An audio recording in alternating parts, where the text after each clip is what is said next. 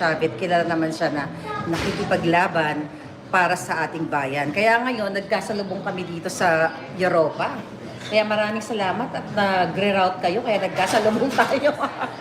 Anyway, Manong, nakikita namin yung passion mo, not only sa mga charity na ginagawa mo sa Pilipinas, pero yung ngayon, yung naging boses ka na kasi ng mga Pilipino laban sa Bangag administration. Bakit ka although marami ka ng interviews, bakit mo na pag-isipan na mag-voice out sa mga nakikita mo dito sa ginagawa ng Marcos administration? Dahil wala na kinabukasan ng mga kabataan dahil tuloy-tuloy ito. Dahil sobra na ang ginagawa sa ating bansa. Mm-hmm. Ninanakaw ng kabanang bayan, binibintang pa sa iba. Yes. 17 trillion ng utang ang Pilipinas. 2 trillion ang binabayaran taon-taon. Okay. Porsyento lang yun. Kaya wala na kinabukasan ng mga kabataan. Kailangan mapigil ang mga pagnanakaw ng mga nasa gobyerno dahil hanggat nandyan sila, hindi hinto ang pagnanakaw dahil ginagawa na nila yan. 23, 24, 25, gagawin na ulit itong taon. Yes, kasi Manong, alam naman natin yung buhay sa politika, di ba? Yung mga nakaraan na mga anomalya, talagang hindi rin naman talaga nawawala yan. Pero kung ikukumpara mo dito sa mga nakarang administrasyon, ang nakikita mo sa Marcos administration, sobrang talamak talaga, no? Talamak, saka pambira. Wala silang hiya, hindi na nahiya. Napakawalang hiya nila at napakakapal. Too greedy. Yan sabi ko madalas, ang downfall ng isang tao ay greediness. Kaya sobrang-sobra greedy nila. Ewan ko kung bakit, dahil sobrang pera ng ninakaw, bakit tinutuloy-tuloy pa. So dapat tama na dahil kawawa ng ating bansa. Yeah. Sobrang bagsak ang ekonomiya natin. Wala namang iya.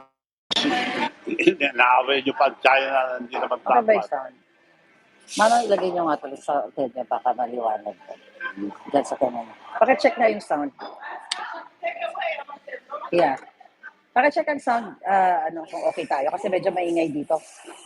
Okay na? Yeah. So Manong, syempre kagagaling nyo lang ng Pilipinas because you travel around, di ba? So ano ba yung sitwasyon ngayon sa Pilipinas? Kasi kami mga nasa ibang bansa, concerned kami syempre sa lupang tinubuan namin. Ano ba yung real situation ngayon doon? Sobrang bagsak na ang ating bansa. Hindi naman pagtama ekonomiya dahil wala nang Nakasama yung audio mo, Manong. wala nang foreign investment. Sobrang bagsak. Kaya palubog na tayo ng palubog. Dahil ang utang natin, baka hindi nyo alam, 17 trillion at 2 trillion every year ang binabayaran natin na step payment. Ang binabayaran natin Balik mo sa kanya. parang porsyento. So, Okay. sobrang bagsak ang ekonomiya natin. Kailangan mahinto agad. Kung tuloy-tuloy ito, ay talagang wala na kinabukasan makabataan. Di ba, nung sinuportahan mo si BBM, naisip mo ba na gawin niya to lahat ng pambubudol? Not only sa iyo, kaibigan niya na sinuportahan mo financially, sa akin, sa vlogger na tinulungan din ko sila, na without asking any form of payment. Pero sa case mo, Manong, nakita mo ba to na bubudulin ng Pilipino?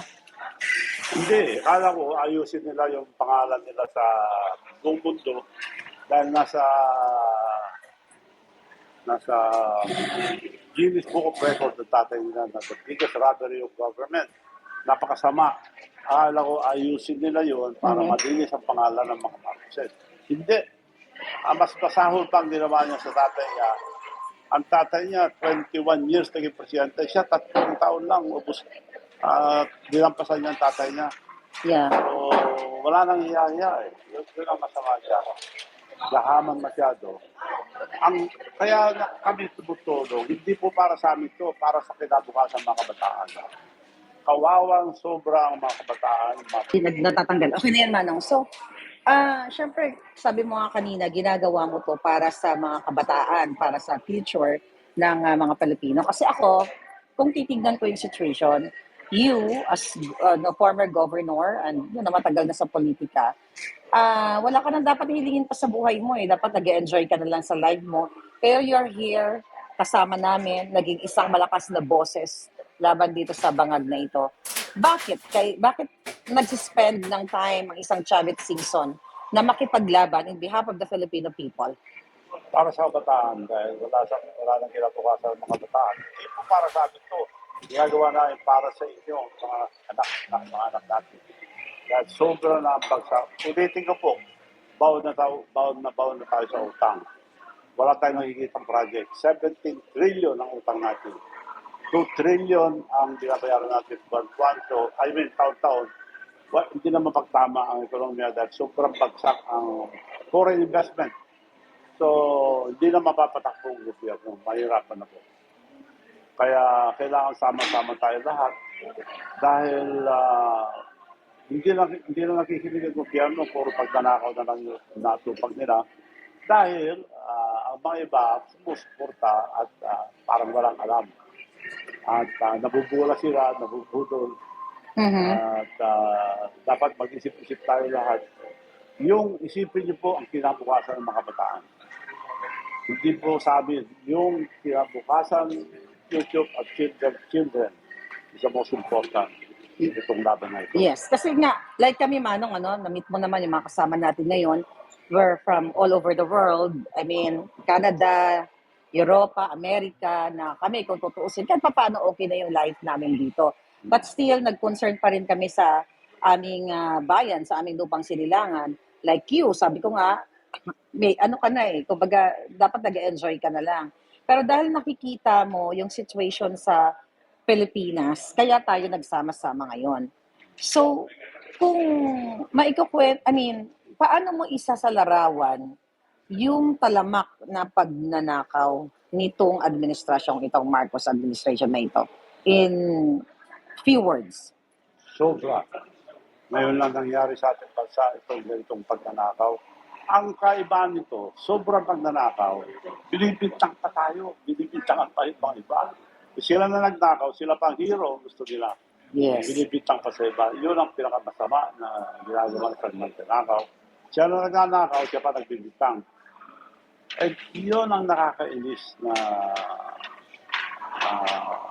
sobra pa sa magnanakaw. So, kasi nakikita ko Manong, ang lahat ng mga nagsasalta ngayon, like, minus nyo na yung sarili ko. Kayo doon sa Pilipinas na dati mga politiko or may mga negosyo, talagang tinutuligsa kayo, ginigipit kayo. Yun yung nakikita namin kasi may mga kaibigan din ako ng mga politiko sa Pilipinas na kapag nagsalita ka ay talagang kakasuhan ka. Sa case mo ba, tinatamnan ka rin yun ng kaso katulad ko?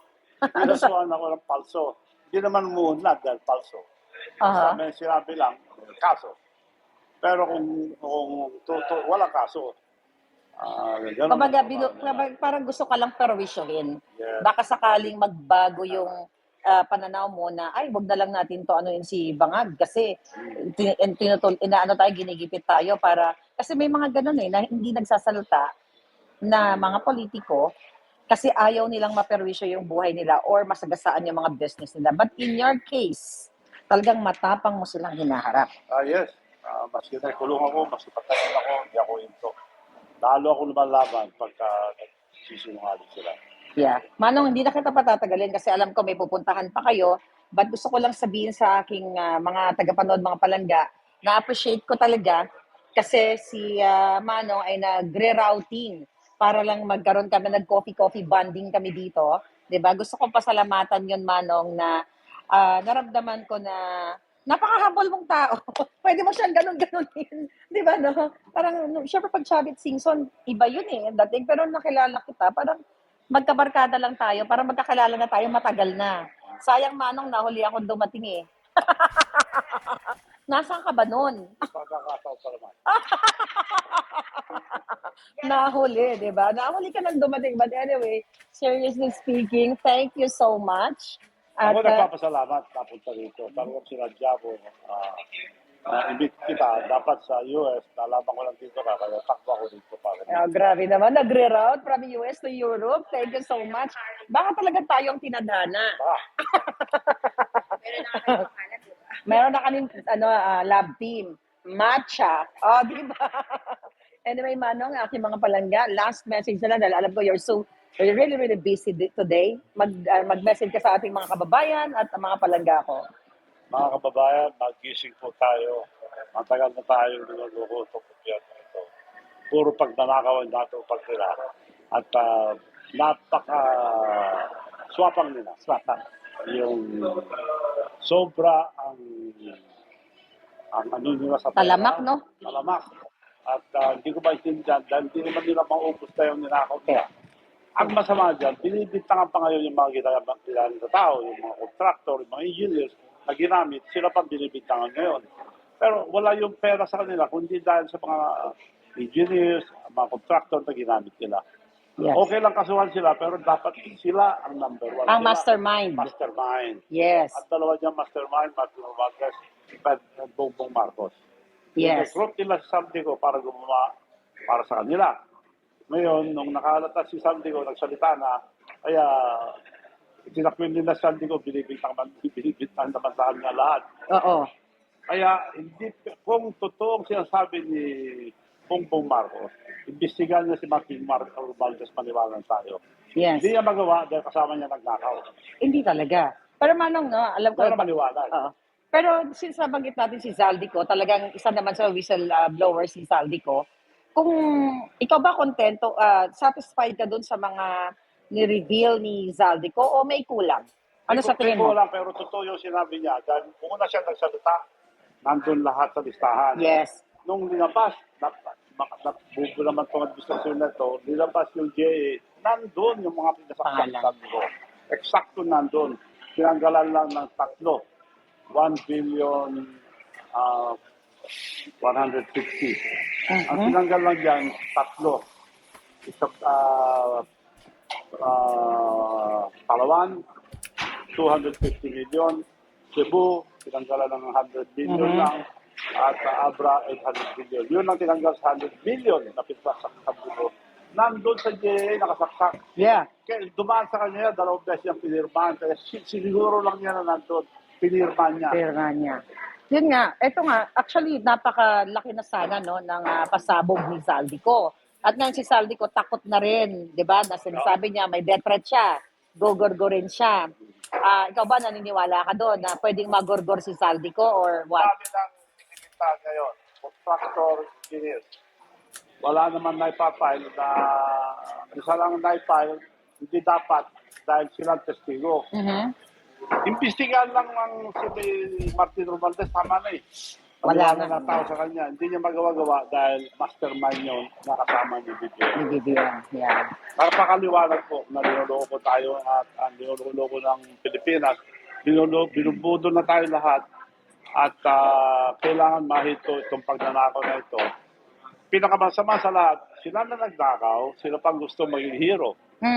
Binibintang pa sa mga ginamit nila. Ginamit lang yung mga contractor, mga engineers, para magkaroon sila ng pera. Ngayon, binibintang lahat sa kanila.